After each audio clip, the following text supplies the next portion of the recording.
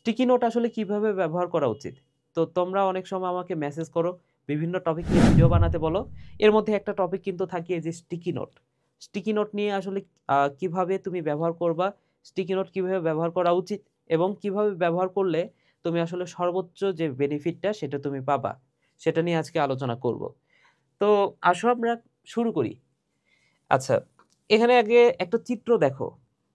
এই যে sticky note আসলে কি? তোমরা হয়তোবা অনেকে ছোট ক্লাসে থাকতে পারো, হয়তোবা অনেকে চেনো না। তো স্টিকি নোট হচ্ছে ছোট্ট একটা কাগজ। এই যে দেখো, খুব ছোট্ট, ছোট্ট কিছু পেপার, ছোট্ট, ছোট্ট কিছু পেপার যেটা হচ্ছে বিভিন্ন কালারের হয়। এই যে হলুদ কালার, লাল কালার।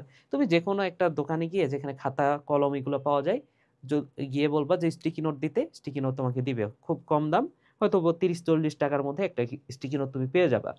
এবং সেখানে অনেক কালার থাকে, দেখতে আসলে সুন্দর। তো স্টিকি নোট, এখানে তুমি ছবিটা দেখতে পাচ্ছ। ছবিতে কি আছে দেখো তো? অনেকগুলা স্টিকি নোট, অনেকগুলা। এই পাশে ধরে নাও যে ৫০-৬০ টা, এই পাশে ৫০-৬০ টা। ঠিক আছে? তো দেখতে হয়তো বা সুন্দর লাগে, কিন্তু রিয়েলিটি হচ্ছে যে তোমার কাছে মনেও হইতে পারে যে অনেক পড়া হয়। স্টিকি নোটে অনেক গুরুত্বপূর্ণ ইনফরমেশন লেখা আছে। হয়তো অনেক পড়া হচ্ছে। কিন্তু বাস্তবতা হচ্ছে যে খুব বেশি যে বেনিফিট পাবা এখান থেকে এমনটাও হবে না। বেশিরভাগ ক্ষেত্রে যেটা হয়। বুঝতে পেরেছো? তো তোমার এই যে এত ঘন করে স্টিকি নোট লাগাইছে, এতগুলো যে স্টিকি নোট লাগায় রাখছে, এতে করে বেনিফিটটা হবে না কেন? হবে না এই কারণেই যে আ দেখো এখানে কতগুলো স্টিকি নোট আছে। স্টিকি নোট আমরা কেন ব্যবহার করি? ব্যবহার করার কারণ হচ্ছে দেখো, স্টিকি নোট আমরা কেন ব্যবহার করি? অ্যান্সারটা হচ্ছে, কোন একটা জিনিস তোমার মনে থাকতেছে না, তুমি স্টিকি নোটে জাস্ট লিখে তোমার টেবিলের সামনে জাস্ট ঝুলায় রাখলা। তুমি পড়ার ফাঁকে ফাঁকে ধরে নাও যে তুমি হচ্ছে ম্যাথের কোনো সূত্র তোমার মনে থাকতেছে না। এখন এই ৩টা সূত্র ধরে নাও মনে থাকতেছে না, ৩টা সূত্র তুমি হচ্ছে স্টিকি নোটে লিখে তোমার সামনে ঝুলায় দিলা। এখন তুমি যেই সাবজেক্টই পড়ো মাঝে মাঝে ওই স্টিকি নোটের দিকে একটু তাকাইলা। তাকাইলে এইভাবে দেখবে যে অটোমেটিক তোমার মাথায় সেট হয়ে গেছে সেই সূত্রগুলা। এটা হচ্ছে স্টিকি নোটের ব্যবহার। এখন তুমি যখন অনেকগুলো স্টিকি নোট, এইখানে ১০০টা ধরে নাও যে স্টিকি নোট আছে, তুমি কোনটা পড়বা বলো তো? সবই তো তোমার কাছে ইম্পোর্টেন্ট মনে হচ্ছে। এখন তুমি এইটা একটু পড়লা, ওইটা একটু পড়লা, ওইটা একটু পড়লা, ওইটা একটু পড়লা, লাস্টে গিয়ে দেখবে যে সব ভুলে গেছো আবার। তো বই পড়া আর এটা পড়া তো একই হয়ে গেল, তাই না? বইয়েও তো অনেকগুলা লাইন আছে, শত শত লাইন। কোনটা পড়বা তুমি? সব পড়তেছো, তুমি একদিক দিয়ে পড়তেছো, আরেক দিক দিয়ে ভুলতেছো। তো এই ক্ষেত্রে এই বিষয়টাই হয়, মেজরিটি ক্ষেত্রে এই বিষয়টাই হয়। আমার আমার নিজেরও মনে আছে, ঠিক আছে? আমি আমি নিজে এভাবে হচ্ছে অনেকগুলো স্টিকি নোট লাগায় রাখতাম। তো পরবর্তীতে আসলে রিয়ালাইজ করলাম যে আসলে এইভাবে হচ্ছে না। আমি পড়তেছি, ভুলে যাচ্ছি। তো আজকে আমি এটাই শেখাবো যে কিভাবে তুমি স্টিকি নোটটা প্রপার ওয়েতে ব্যবহার করবা। সেটা হচ্ছে, দেখো আমি দেখাই তোমাদেরকে, তাইলে হয়তোবা ভালো মতো বুঝবা। আচ্ছা, তার আগে আমাদের জানা প্রয়োজন যে স্টিকি নোট, স্টিকি নোট, এই যে এরকম একটা নোট, এখানে আসলে কি কি থাকবে? এখানে সেটাই থাকবে যেটা তোমার মুখস্থ হচ্ছে না। স্টিকি নোটে তুমি হচ্ছে বইয়ে যা পড়তেছো তাই তুলে ফেলতেছো। বইয়ে যা পড়লা সব এখানে লিখে ফেললা। তাইলে তোমার লাভ কি? যা পড়বা তাই লিখে ফেলবা, দরকার নাই। তোমার এখানে স্টিকি নোটে আসলে কি কি থাকবে? তোমার থাকবে যে, যেগুলো হচ্ছে মনে থাকতেছে না। ফার্স্ট কথা হচ্ছে এটা, যেটা আমার মনে থাকতেছে না, আমি পড়তেছি ভুলে যাচ্ছি, পড়তেছি ভুলে যাচ্ছি। স্টিকি নোটে তোমার সেইটা লিখতে হবে। আচ্ছা, এরপরে কি থাকবে? তোমার হচ্ছে এখানে থাকবে সূত্র। সূত্র, সূত্র কি? যেই সূত্রগুলা তুমি পড়তেছো আবার ভুলে যাচ্ছ, মানে মনে থাকে না, ওই যে ঘুরে ফিরে যেটা আসলো সেটাই মনে থাকে না, যে জিনিসটা মনে থাকে না। এবং স্টিকি নোটে আর কি থাকবে?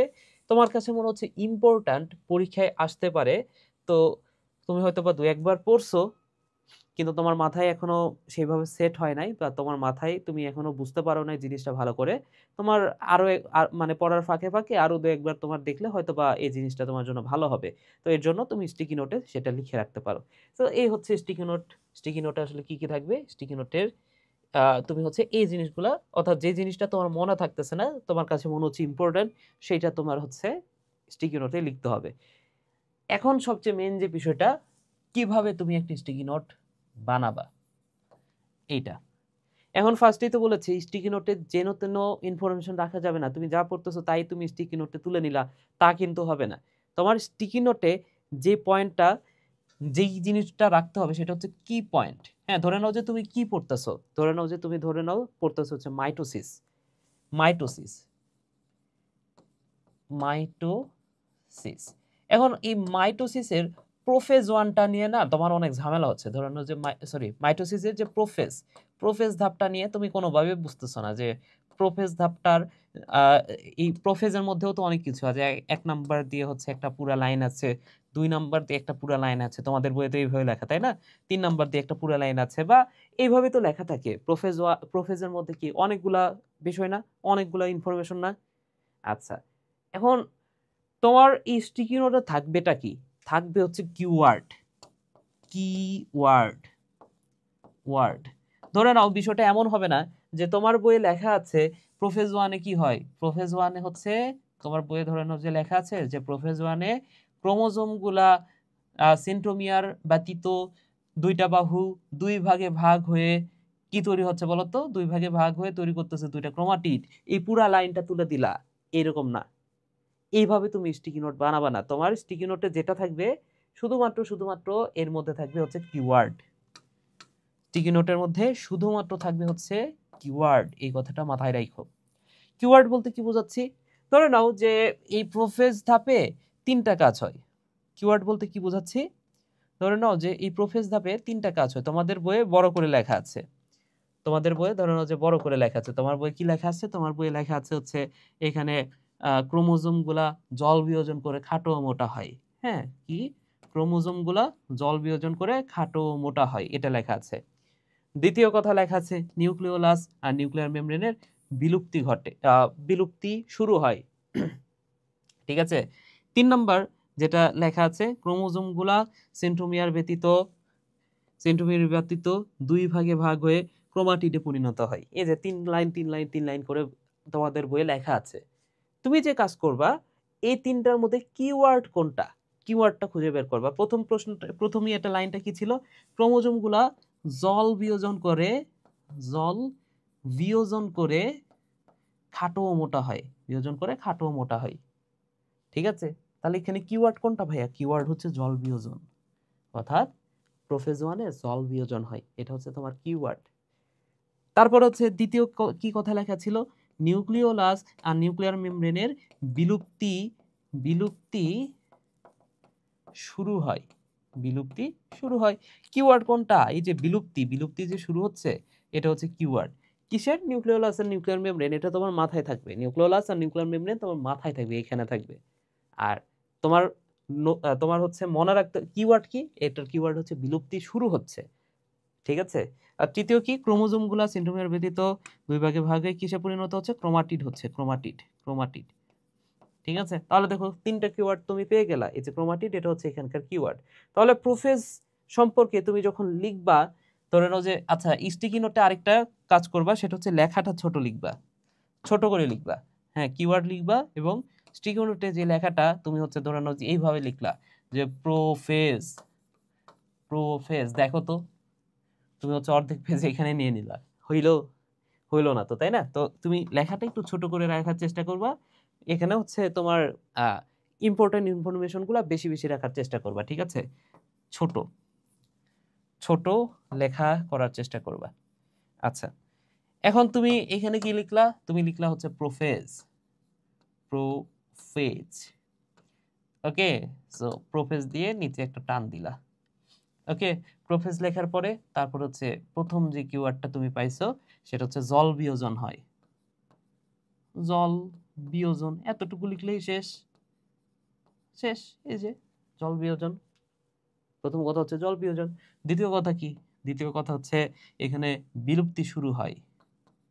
কি হচ্ছে? বিলুপ্তি শুরু হয়। এখন মনে হতে পারে যে ভাই এখানে লেখা আছে নিউক্লিওলাস আর নিউক্লিয়ার মেমব্রেনের বিলুপ্তি শুরু হয়, এত বড় একটা লাইন লেখা আছে, আমি শুধুমাত্র এতটুকু লিখলাম।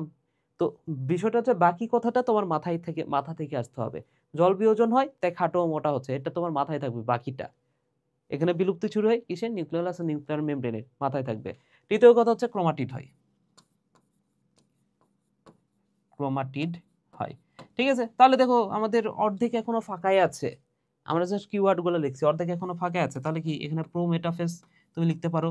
প্রোমেটাফেজ, হ্যাঁ, প্রোমেটাফেজ সম্পর্কে আর কি লিখতে পারো? এখানে লিখতে পারো যে এখানে বিলুপ্তি শুরু হয়েছিল, এখানে বিলুপ্তি ঘটে। এভাবে তুমি লিখতে পারো। হ্যাঁ, দ্বিতীয় পয়েন্ট হচ্ছে এখানে কি ক্রোমোজোমের নৃত্য দেখা যায়। তৃতীয় পয়েন্ট এখানে হচ্ছে আর কি হয় সেটা তুমি লিখবা, স্পিন্ডল যন্ত্র তৈরি হয়। এখানে কি তৈরি হচ্ছে? স্পিন্ডল যন্ত্র, স্পিন্ডল যন্ত্র। তাহলে এটাই হচ্ছে তোমার কি পয়েন্ট। তাহলে দেখো এই যে তুমি হচ্ছে একটা লিখলা, এটা তোমার হচ্ছে একটা স্টিকি নোট। এরপরের পয়েন্টটা হচ্ছে সবচেয়ে বেশি গুরুত্বপূর্ণ। এখন কি তুমি হচ্ছে স্টিকি নোটের একটা আইডিয়া দিলাম, তুমি কি স্টিকি নোট বানাইতেই থাকবা? হ্যাঁ, যে ভাই অনেক একটা জোস একটা আইডিয়া দিলেন ভাই, জোস, আমার তো ভাল লাগতেছে, স্টিকি নোট বানাবো এখন থেকে, প্রতিদিন স্টিকি নোট বানাবো। ঠিক আছে, স্টিকি নোট দিয়ে পুরা দেয়াল ভরায় ফেলবো, এই কাজটা করবা? না, এই কাজটা করা যাবে না।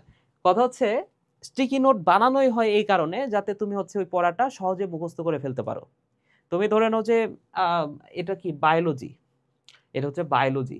এখন বায়োলজি, বায়োলজি তোমার এই টপিকটা মনে থাকতেছে না, তাই তো তুমি এখানে লিখছো, তাই না? মনে থাকতেছে না তাই তুমি লিখবা, মনে থাকলে সেটা তো লেখার দরকার নাই, মনে থাকতেছে না তাই তুমি এখানে লিখছো। এখন এটা তুমি তোমার দেয়ালের সামনে এই যে এখানে তুমি লাগাই দিলা, একটা জাস্ট লাগাইলা। এখন তুমি ম্যাথ করতেছো, ম্যাথ করার ফাঁকে ফাঁকে তুমি জাস্ট একবার দেখে নিলা, এইটুক পড়তে কতক্ষণ লাগবে? 10 সেকেন্ড লাগবে ম্যাক্স। তাহলে একটু তুমি দেখে প্রোফেজ, আচ্ছা জল বিয়োজন বিলুপ্তি ক্রোমাটিড শেষ। জল বিয়োজন তাহলে তুমি ম্যাথ করতেছো কিন্তু তুমি বায়োলজিও পড়তেছো।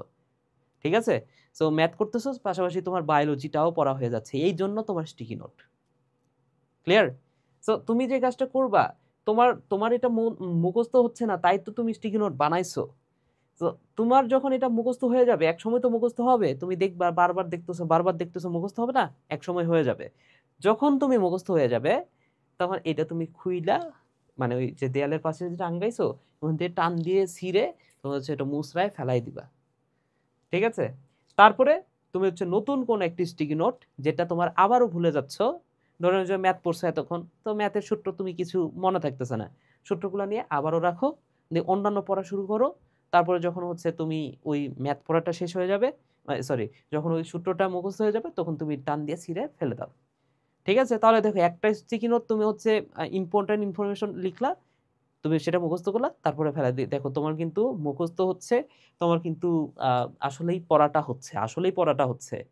হ্যাঁ, এবং তোমার সে পড়াটা কাজে লাগবে, কিন্তু তুমি যদি 100টা ঝুলায় রাখো, কোনোটার দিকে তুমি মানে ফোকাস করতে পারবে না, কোনোটার দিকে তুমি কোনোটাই মুখস্থ করতে পারবে না, এই হচ্ছে বিষয়। বুঝতে পেরেছো? এখন কথা হচ্ছে যে ম্যাক্স তোমার 3-4টা তুমি সামনে টাঙ্গাইতে পারো, তারপরে হচ্ছে মুখস্থ হলে সেটা ফালাই দাও। তো আমি প্রথম প্রথম এই কাজটাই করতাম, দেয়ালে একদম পুরা দেয়াল জুড়ে একদম ঘর, ঘর নাকি এটা হচ্ছে কি বলবো, এটা হচ্ছে কোনো চিড়িয়াখানা এরকম মনে হতো। তো পরবর্তীতে যখন বুঝতে পারলাম যে আসলে কিছুই হচ্ছে না এটা দ্বারা, তখন আমি হচ্ছে এই যে লাস্টে যে প্রক্রিয়াটা বললাম সেটার মাধ্যমে আমি কিন্তু স্টিকি নোট বানানো শুরু করছি এবং ভালো একটা ফল পাইছি আমি এই কারণে। আচ্ছা, এখন কথা হচ্ছে যে এখানে তুমি প্রথম অবস্থায় নাও বুঝতে পারো যে কিভাবে স্টিকি নোট বা কিওয়ার্ড গুলো আসলে কি কি, কিওয়ার্ড গুলো তুমি ভালো করে বুঝতেছো না, সেই ক্ষেত্রে তুমি যে কাজটা করতে পারো, তুমি হচ্ছে যে অনলাইন ক্লাস করো, বিভিন্ন ধরনের অনলাইন অনলাইন ক্লাসের সাথে তুমি যুক্ত আছো। সো অনলাইন ক্লাসের তুমি দেখবা যে অনলাইন ক্লাসের ভাইয়ারা কিন্তু হচ্ছে এই যে এই লেখার সময় পুরা লেখাটা অনেক সময় লেখে না, অনেক ভাইয়ারা আছে যারা কিন্তু হচ্ছে এই যে নোট নোট করে পড়াই, যেমন আমি নিজেই নোট নোট করে পড়াই, হ্যাঁ, যাতে হচ্ছে স্টুডেন্টরা সহজে বুঝতে পারে, এভাবে কিওয়ার্ড গুলা ভালো মতো বুঝাই দিই। তো যারা এইটের আছো তোমাদের জন্য একটা ঘোষণা দিতে পারি, যারা হচ্ছে বার্ষিক প্রস্তুতি নিচ্ছ বা হচ্ছে স্কলারশিপের জন্য এখন থেকে প্রস্তুত হচ্ছ, তাদের জন্য স্কলারশিপ প্রোগ্রাম আছে। হ্যাঁ, আর যারা হচ্ছে বার্ষিক প্রস্তুতি নিচ্ছ, যারা হচ্ছে আসলে স্কলারশিপ এক্সাম দিতে পারবে না, তাদের জন্য কিন্তু বার্ষিক প্রস্তুতি আছে। এখানে যারা ক্লাস নিচ্ছে ভাইয়েরা সবাই কিন্তু পাবলিক ভার্সিটির, এটা মাথায় রেখো। ঠিক আছে, সো পাবলিক ভার্সিটির ভাইয়েরা সবাই ক্লাস নিচ্ছে। তোমার যে কাজটা করতে হবে তুমি জাস্ট এনরোল করে ফেলবা। এখানে ভাইয়েরা হচ্ছে প্রত্যেকটা সূত্র ধরে ধরে, প্রত্যেকটা লাইন ধরে ধরে, প্রত্যেকটা ওয়ার্ড ধরে ধরে কিভাবে পড়লে তুমি হচ্ছে ভালো করবা। যেমন এই যে আমরা প্রতিনিয়ত যে গাইডলাইন দিচ্ছি, সো গাইডলাইনের পাশাপাশি তো আমরা পড়াচ্ছিও, তাই না? সো গাইডলাইন যেহেতু তোমাদের কাছে ভালো লাগে, তোমরা তোমরা মানে আমাদের পড়াটাও তোমাদের কাছে ভালো লাগবে। আশা করি বুঝতে পেরেছো তোমরা। ওকে, সো ভিডিওটা এখানেই শেষ করছি। তোমরা হচ্ছে এই দুটাতে এনরোল করো, আমি বলবো যে করো, কারণ ক্লাসগুলো দুর্দান্ত হচ্ছে, ক্লাসগুলো দুর্দান্ত হচ্ছে, আসলে দুর্দান্ত হচ্ছে। আমি নিজে কয়েকটা ক্লাস নিয়েছি, তো আমি জানি যে ক্লাসগুলো কিভাবে নেওয়া হচ্ছে। বুঝতে পেরেছো? আচ্ছা, তো কথা হচ্ছে যে তোমাদের আর কি ভিডিও দরকার, আর কি ভিডিও চাচ্ছ, কোন টপিকটা তোমার হচ্ছে খারাপ লাগতেছে, সেই কথাটা আমাকে হচ্ছে জানাইতে পারো, কমেন্টে জানাইতে পারো। আমি কমেন্ট থেকে দেখে অথবা তুমি হচ্ছে ইনবক্সে জানাও। ইনবক্সে জানাইলে সেই টপিকটা নিয়ে আমি ভিডিও বানাই দিব। ওকে ভাইরা, সবাই ভালো থাকো, সুস্থ থাকো। টাটা।